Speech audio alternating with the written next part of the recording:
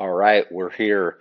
Chowchilla Criterium 2.0. This is the 35 plus 45 plus cat 123 combined but scored separate. We got a 45 plus rider up the road coming up on 6 laps to go.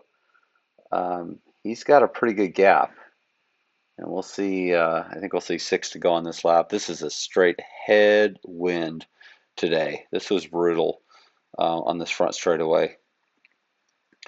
And I've been trying to get in brakes, and it's just been getting shut down. And so, kind of hoping to make something happen here because that guy's pretty far up the road and not a lot of race left. So, this was definitely a hard race for me. I guess he's going right now. That's the move. And we all kind of look around and let that guy go. That's Ledovic Hilde, if I'm saying his name right. Number 580. He's a 45 plus racer. And he gets some pretty good real estate on us here. Again, 6 laps to go. I think I decided I'm going to bridge up to him. I like this chicane right here. I was able to pedal all the way through this, and it really, I think, helped the flow, that turn and this turn. And there's Mike Sayer, so he jumps up to me and just sits on my wheel. And did they bring us back? I think they bring us back here. Yeah, so we're back together, but that guy's still up the road. Again, we're on 6 laps to go. We're on lap cards here. Good sized field. And that's Evoke Racing. I think that's Andrew Knuckles kind of just pulling in the front. It's crazy how low Andrew's cadence is pulling in that headwind. It was just painful to watch him. But he kind of tows us around here. And I figure that guy's far enough up there that, man, if I could jump across to him, we might be able to stay away for the rest of this race. So this is kind of a right to left crosswind here coming into the final turn. And then it just goes full headwind. So we narrowed the finishing straightaway here, which didn't really factor in from a racing standpoint, but it made it easier for the officials to score. So you see the cones start to come in. We took about, I don't know, 30% of the width out of it.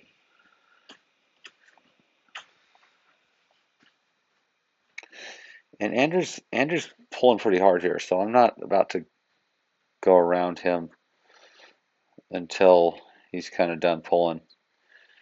And it's not fun taking a pull in this headwind, but is what it is. So there's 5 to go on the lap cards. I don't know if you saw that on the far right of the screen. And I felt like I would get in a break. Sayers would bridge up to it and then just would kind of shut it down. Um, I think he felt like he didn't need to work because I had teammates and maybe he was solo, which that's probably right. I mean, he's super experienced, ex-pro. I felt like I was playing checkers with a chess master in this one a little bit, as you'll see kind of how it unfolds. He says, you should bring that back.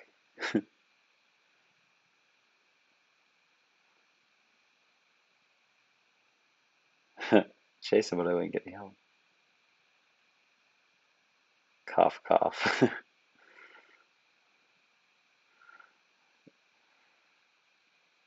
He says, you got teammates. I don't, basically. I think he didn't say I don't, but I mean, he was solo. Um, he's strong. He won the last one. He doesn't need teammates.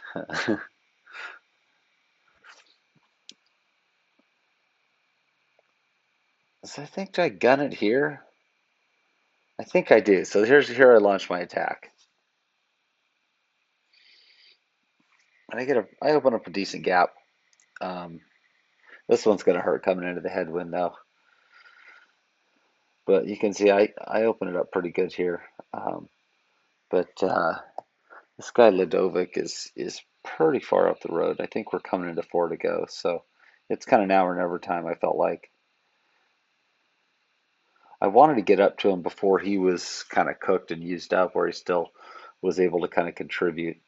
Um, Plus, there's only 4 laps to go, so I get nervous waiting too long.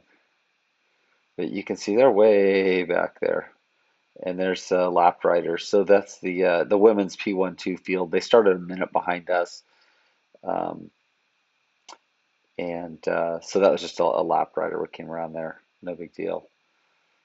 But you can see him just up. He just went around the stop sign, uh, and I mean, I felt like I was bridging this for a while. I was. I think it took me a lap to catch up to him, but he was strong, man. I mean, he stayed out there. He was solo longer than I was, but I just felt like I had these turns dialed this time. I kind of figured it out in the P12 race last month. So I let him know I'm coming so he can jump on. I don't want to gap him. I want to work with him. Um,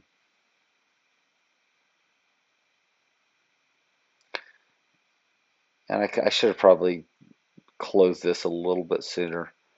Um, but I felt like I needed to probably pull through, um, give him a little break here. Yeah, so basically, I mean, that's a lap right there. And now I'm connected. And I said, get on, let's do this. Because they're just coming down the chicane back there. We gotta ramp this up. I don't want to waste this because if this gets brought back, I'm not gonna have anything to probably sprint with. So this was a good race for me. Legs felt good. I think I was, I don't know, 325 normalized or something for the race. It was, I think, a 50-minute race. Ended like 48 minutes or something was by the time that lap cards came out and so forth. So now we're together, we're connected, working good, and somehow Mike Sayers like bridges up to us.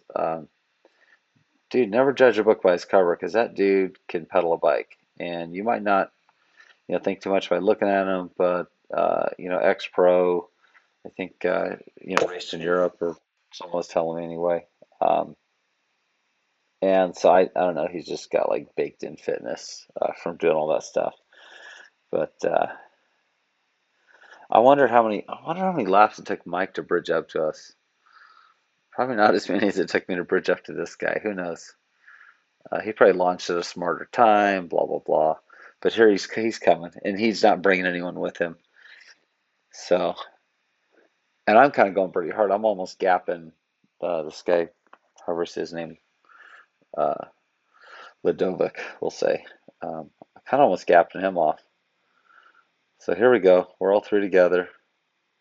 I said, let's work it. He jumps on the back. Ladovic pulls through. Got this last little S turn. I'm like, dude, if you swing wide, bro, we can pedal through these corners. Same with this one.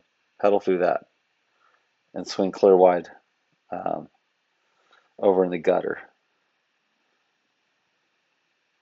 So I kind of made it work a little bit. Um,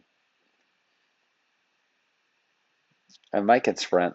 I know I've seen it. So I figure now that I've got enough, you know, going in the break that I probably want to soften that guy up a little bit. So at least I can kind of keep sacking in the bag and then maybe see how it unfolds for the win. But he's shaking his head. Nope, I can't, dude. I got teammates. He's not going to pull through. So I'm having Texas flashbacks, right? That's all right. I mean, I had good fitness here. So if you want to pull this entire giant headwind section, whatever, man. I don't know what I should have done here. Um, I guess we ended up with a 12-second gap, but I didn't hear any time gaps um, called out at all. So my fear was this break would collapse, we get caught, and then we'd just kind of get freight trains. So I really wanted to try to keep the power on. So I kind of stopped pedaling there and almost forced Mike to pull through, which he does, and then he kind of surges up. So make me use a little more fitness to kind of close it and hold his wheel. This is the tailwind section. So this was the only tailwind section. It's one little straightaway. So you try to recover here. But you can see I'm in his wheel, and there's the motor rough right there. And I think the field's not too far, but I think they just started that straightaway. So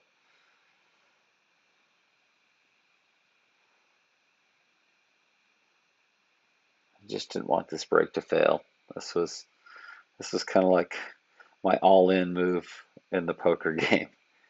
And I didn't have pocket aces, that's for sure. But I didn't have 2-5 offsuit either. I had a decent hand here to play.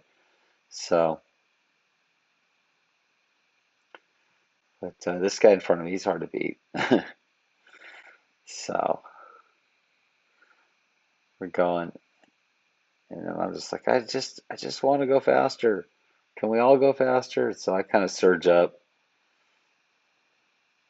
Now they really have to work to close this here. So I figure, shoot, if I'm gonna eat wind, you guys can eat some wind too. Unfortunately, it's not Mike. It's this the other guy, Ludovic, who's chomping on the wind. Um, I kind of wish he would have just sat up and forced Mike to work, and maybe I would have been able to stay away. Coulda, woulda, shoulda. Who knows? I can't pedal his bike. I can only pedal mine. So I can flip the cameras around here at the end of this frame. So that's that noise we all hear. Bell out. And yeah, so I kind of flip it around here because it felt like there's more action behind us. And if this motor rough would have just given me a time gap, I was so nervous. I was like, but he just kind of hung back there. So Mike kind of pulls through turn one and through this first set of chicanes here. This little right, left, right.